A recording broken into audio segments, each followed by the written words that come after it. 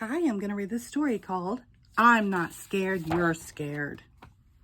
There once was a bear who was easily scared. Each night before going to sleep, he would tie a bell to his door that would make a noise if anyone tried to sneak in, because even a bear who is easily scared is a very heavy sleeper. He was even afraid of his own reflection. And because he couldn't see himself, he never brushed well and always had food stuck in his teeth. When you're a scared bear with food in your teeth, you don't have many friends. Bear had one, Rabbit. Rabbit was never scared. She read scary stories. She slept with the door wide open. And she brushed her teeth while hanging from a tree branch by her ears. This gave her very strong ears. One day, Rabbit made an announcement. Bear, we are going on an adventure. Bear suggested that instead of going on an adventure, they could read a book about adventures. That way, if anything goes wrong, we can just close the book. Rabbit looked at her friend and asked, Bear, are you scared? And Bear replied, I'm not scared, you're scared. And with that, Bear walked past Rabbit and out the front door. Bear stopped to make sure they had everything they needed. Do I need a bike helmet? Bear asked. No, said Rabbit. Do I need oven mitts? No, said Rabbit. Do I need bear repellent spray? You're a bear, said Rabbit. After walking a while, they came to a small stream. It looks deep, said Bear. It's not deep, said Rabbit. It looks cold, said Bear. It's not cold, said Rabbit. It looks like it's filled with fish who have very sharp teeth, the kind of fish who would like nothing more than to nibble at the ankles of a delicious bear. Rabbit looked at her friend and asked again, Bear, are you scared? And Bear replied once again, I'm not scared, you're scared. And with that, Bear walked along the stream until it narrowed enough that he could step over it. There he found Rabbit, who had fallen asleep waiting for him. After a bit longer, they came to the edge of the woods. It looks dark, said Bear. It's not dark, said Rabbit. It looks spooky, said Bear. It's not spooky, said Rabbit. It looks like it's full of trees that are going to fall down and bonk us on the head, said Bear. Rabbit looked at her friend and said, Bear, are you scared? And Bear replied, I'm not scared, you're scared. And with that, Bear, realizing he would do anything to avoid the dark and spooky woods, walked to the road and waited for the bus. The bus picked him up and drove him all around the forest. When he got to the other side, he woke up Rabbit, who once again had fallen asleep waiting for him. They walked some more until they came to a mountain. It looks high, said Bear. It's not high, said Rabbit. It looks slippery, said Bear. It's not slippery, said Rabbit. It looks like one of those rocks will fall and roll and land on my paw, said Bear.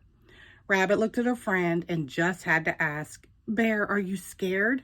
And Bear replied, I'm not scared, you're scared.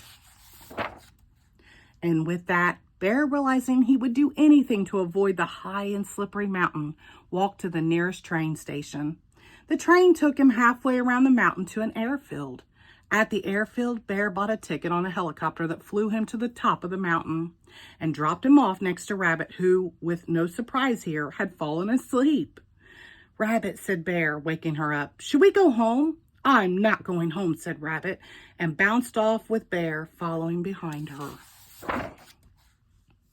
After a bit more walking, they found themselves at one side of a long rope bridge. Bear stopped. It looks rickety, said Bear. It might be a little rickety, said Rabbit. It looks old, said Bear. It might be pretty old, said Rabbit. It looks like the boards might break if you were heavy enough, said Bear. Agreed Rabbit. Rabbit looked at her friend and said, Bear, are you scared? And Bear took a deep breath and said, Yes, Rabbit, I am scared. I was scared of the river, and I was scared of the forest, and I was scared of the mountain. But I am the most scared about this long, old, rickety bridge. And with that, Bear turned around and headed home. He marched back to the helicopter that flew him back to the airfield, then took the train back to the forest, where he got on a bus that took him to the river so he could cross where it was narrow, and then trudge all the way back to his house where he crawled into bed. Rabbit went to the middle of the bridge and thought, see, This bridge isn't dangerous. It's a good bridge." And to prove it, she started to jump up and down. And then she jumped harder. And then she jumped harder than she had ever jumped in her life. And then the board she was jumping on cracked in half. And Rabbit fell right through the hole in the bridge. Lucky for Rabbit, she had very strong ears. But she knew she wouldn't be able to hold on forever. And because of this, Rabbit, for the first time in her life, was scared. Now, Bear and Rabbit hadn't noticed, but throughout their journey, they had been followed by a small bird. Bird realized she had to get help, so she flew as fast as she could all the way to Bear's house. Bird flew in Bear's window and started chirping as loud as she could. But Bear didn't wake up, because even bears who are easily scared are very heavy sleepers. Bird was about to give up when she saw the bell on the doorknob. Bird put her head inside it and shook as hard as she could. Ding, ding, ding! Bear jumped out of bed to hear Bird yell, "Rabbit has fallen through the bridge and needs your help." And in that moment, Bear felt something he had never felt before: courage. He was so worried about his friend that instead of staying home, where it was safe, he ran out the door faster than any bear had ever ran before. When Bear reached the stream, he ran right through it. It only came up to his ankles. When he came to the forest, he ran right through it. It was only 3 trees. And when he came to the mountain, he didn't even think about taking a train and a helicopter. He just climbed right up it. It wasn't very high. Meanwhile, Rabbit was now hanging on with only one ear. She could feel it slipping too. And just as she lost her grip, Bear grabbed her by the ear and lifted her to safety. "Bear, were you scared?" asked Rabbit. And Bear said with pride and honesty, "Rabbit, I was scared." "I was scared too," said Rabbit. And Bear smiled and said, "Sometimes it's okay to be scared." That night, when Bear brushed his teeth, he didn't hide from his reflection. He looked right at it. And do you know what he saw? A very brave bear with no food in his teeth. The end. Thank you.